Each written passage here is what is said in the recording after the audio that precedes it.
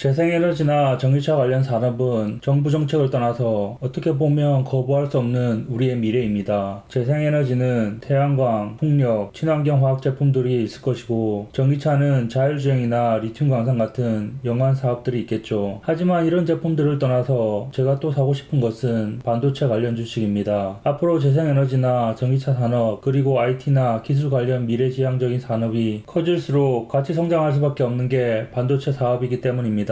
물론 전기차는 스마트폰처럼 1, 2년 만에 바꾸는 제품이 아닐지 몰라도 현재 치열한 5G 네트워크 산업이나 코로나 사태가 진정된 이후에도 계속해서 언택트 산업이 혜택을 받고 미래의 표준이 될 거라는 건 무시할 수 없는 현실이죠. 앞으로 10년 동안 세상은 빠르게 변할 것이고, 우리가 흔히 생각하는 미래 세계라면 반도체로 가득 찬 세상일 겁니다. 왜냐면 반도체는 이러한 기계의 두뇌와 기억의 가장 중요한 구성 요소이기 때문입니다. 단기적으로는 어깨에 부담을 줄 수 있는 몇 가지 문제가 있을지 몰라도 장기적으로는 꾸준히 오를 가능성이 있기 때문에 미래를 위한 투자로 훌륭한 방법입니다. 단적인 예로 코로나로 힘들었던 작년 한 해에도 거의 모든 반도체 관련 회사 주식들이 좋은 수익을 올렸습니다. 주식뿐 아니라 최근 몇 년 동안 인수 합병하는데 회사들이 지출한 금액을 보면 많게는 매출의 10배 이상을 지불하는 등 상상을 초월하는 금액을 제시하는 것만 봐도 반도체 업계가 얼마나 핫한 섹터인지 보여줍니다. 여기서 문제는 세상의 반도체 관련 회사들이 석유 회사들만큼 많다는 겁니다. 석유 회사들이야 석유라는 공통된 자원에서 파생되었지만 반도체 회사들은 서로 굉장히 다를 수 있습니다. 메모리, 비메모리, 파운드리, 팹리스, 일부는 반도체 장비를 제공하고 다른 일부는 반도체 재료를 제공하고 굉장히 다양한 곳에 초점을 맞춘 회사들이 존재하기 때문에 더 선택하기 힘들 수 있습니다. 특히 지난 2년 동안 많게는 2배 이상, 적게도 상당 수준 수익을 올리다 보니 유명한 회사들도 과대평가로 보일 수 있고 더 고르기가 힘들어졌습니다. 최근 일반인들 사이에서도 인지도가 많이 올라간 엔비디아와 마이크론 같이 이미 좋은 포지션을 차지한 회사도 있고, 요즘 상황이 뒤바뀐 AMD와 인텔 같이 전통적으로 유명한 회사들 뿐만 아니라 NXP 반도체처럼 자율주행에 베팅한 회사도 있고, 무선 연결칩 전문업체 스카이웍스처럼 뜻밖의 스마트폰 게임 시장에 새로운 혁명을 안겨준 회사도 있고, CEVA나 하이맥스 테크놀로지, 그리고 다이오즈처럼 소형 회사들도 있습니다. 그렇기 때문에 ETF에 투자하는 것도 나쁘지 않다고 생각됩니다. 많은 상품 중에 가장 유명한 ETF는 3가지 정도인데 SOXX, SMH, 그리고 3배짜리 SOXL이 있습니다. SOXX 같은 경우는 지난 2년 동안 연간 62%와 51%의 수익을 올렸습니다. 3배짜리 SOXL 같은 경우 지난 3개월 동안 무려 90% 정도 수익을 올렸습니다. S&P 500과 비교해보면 S&P 500이 작년 한 해 16% 수익을 올리는 동안 SOXX는 51%의 수익률을 보였습니다. SOXX는 30개의 반도체 회사로 구성된 ETF 상품입니다. 수수료는 0.46%이고 3배짜리 SOXL은 0.96%입니다. SOXX가 홀딩하고 있는 주식들의 1년 동안 실적을 보시면 여기 시총순위로 30개 회사고 보유하고 있는 퍼센테이지가 보이고, 인텔을 제외하고 나머지는 지난 1년 동안 좋은 성적을 보였습니다. 엄청난 시총 무게를 감안해도 100% 넘게 오른 업체들도 여럿 있고, 이렇게 열거하고 보니 한때 외계인이 납치한 게 아니냐는 말까지 나왔던 인텔 왕국의 몰락이 눈에 띄네요. 물론 반도체 업체가 긍정적인 면만 있는 게 아닙니다. 앞에서도 말했듯이 지나친 금액에 인수한 기업들을 돌아보면 실수로 판명난 딜이 많고 대부분 인수가 회사에 큰 부담으로 작용하고 있기 때문입니다. 그리고 지난 2년 동안 주가가 치솟는 동안에도 반도체 산업 전체는 그 주가 오름에 비하면 그다지 좋지 않았기 때문입니다. 지난 10년 이상 매년 최고 매출을 갱신해오던 반도체 업계였지만 2019년과 2020년 지난 2년간 상당히 오른 주가에 비해 매출은 2018년 매출에 도달하지도 못하고 있기 때문입니다. 간단한 예를 들어보면 반도체 재료 공급업체인 CRE에게 2020년은 상당히 어려운 해였습니다. 매출과 에비타는 분기마다 감소했고 펀더멘탈도 약화하였음에도 불구하고 주가는 코로나를 고려해도 1년 동안 거의 150%나 올랐습니다. 주가는 미래에 대한 인기투표라고 하지만 그만큼 현재 반도체 업계의 주가 상승은 실적보다 기대감으로 오른다고 생각하시면 됩니다. 다시 말해 과열 구간에서는 언제든지 단기적으로 조정이 올 수 있다는 의미이기도 합니다. 그리고 화웨이 등으로 유명한 미국 무역전쟁이 반도체 쪽으로 집중되면서 그동안 강력했던 중국의 반도체 수요와 2020년 사상 최대치를 기록한 중국의 반도체 수입이 미중 간의 반도체 산업에 대한 텐션 텐션으로 인해 실제 수요가 아니라 중국 업체들의 재고 확보를 위한 물량이었을 가능성도 큽니다. 다시 말해 미중 무역전쟁의 기후변화로 더는 재고 확보가 필요 없게 된다면 그 재고를 다 소모할 때까지 중국 회사들의 수요가 줄어들 수도 있기 때문입니다. 하지만 다르게 생각해보면 우리보다 똑똑한 반도체 대기업들이 저렇게 엄청난 프리미엄을 주고 인수한다는 건 그만큼 미래에 대해 기대치가 높다는 의미이고, 당장 실적이 받쳐주지 못하는데 주가가 거의 2배로 오른다는 건 그만큼 향후 수요 증가를 시장이 낙관적으로 본다는 의미가 있다는 것을 잊지 마시기 바랍니다. 물론 아직은 대부분 인수합병 효과가 기대 이하이고 올해 세계 반도체 전문 통계 기관의 추정치대로 8.4% 정도 성장하더라도 2018년 정도의 매출에 머물 것입니다. 장기적으로 반도체 시장은 매년 평균 6에서 7% 정도 성장할 것으로 내다봤습니다. 결론적으로 세상이 디지털화하는 한 반도체 칩에 대한 수요는 증가할 것이며 그 과정에서 약간 기복이 있을 수는 있겠지만 반도체 산업 전체가 아직 버블 영역에 도달했다고 보기는 어려울 것 같습니다. 물론 최근 인수합병의 가치로 볼 때는 반도체 주가가 절대 저평가나 저렴한 거랑은 거리가 있기 때문에 어느 종목이 더 나은 선택인지 본인이 잘 선택해야겠지만 너무 복잡해서 잘 모르겠으면 SOXX 같은 ETF 상품도 나쁘지 않은 선택 같습니다. 오케이, 거기까지.